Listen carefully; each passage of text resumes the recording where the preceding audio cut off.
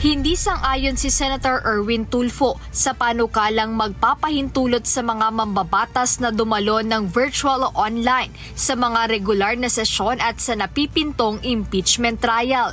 Ayon kay Senator Tulfo, bagaman pinayagan ito noong panahon ng pandemya dahil sa mga lockdown, hindi na ito angkop sa kasalukuyang sitwasyon. Pwede po dati yun, nung panahon po ng pandemic, di po ba kasi may mga lockdown tayo. Pero ngayon, bakit naman hindi po pwede? Di po ba unfair naman po yun doon sa mga pumasok? So, obligado pong pumasok. Pero pagdating na po sa mga botohan na gano'n, dapat po present ka. Huwag naman yung kung nasa abroad ka, kung saan-saan ka. Ibig sabihin na lalo na pag regular session day tapos wala ka, ay huwag naman po, mukhang hindi na po yata tama yan.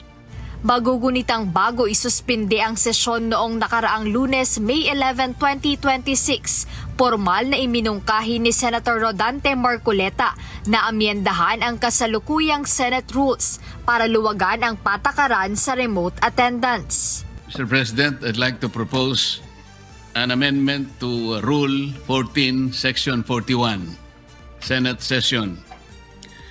The proposal, Mr. President, is by way of an additional paragraph, Section 41C, after Section 41B of the Rule 14 of the Senate Rules, which will state as follows, Mr. President. Section 41C, allow a senator, for justifiable reasons, to attend and participate in the session through teleconference, video conference, or other reliable forms of remote or electronic means, using appropriate information and communications technology. Ang nasabing proposal ni Senator Marcoleta ay inihain sa mismong araw kung kailan muling nagpakita ng personal si Senator Ronald Bato de la Rosa matapos ang halos 6 na buwang absence sa Senado. Kasunod din ito ng pagpapalit ng liderato ng Senado na nagtapos sa botong 13-9-2.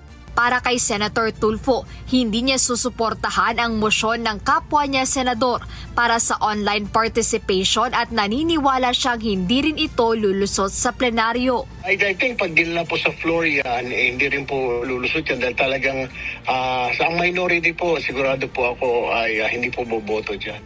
Para naman kay Senator Risa Ontiveros, handa niyang tutulan sa plenaryo ang mungkahi ni Senator Marcoleta na payagang makalahok at makaboto si Senator De La Rosa sa impeachment trial ni Vice President Sara Duterte kahit hindi siya physically present sa Senado.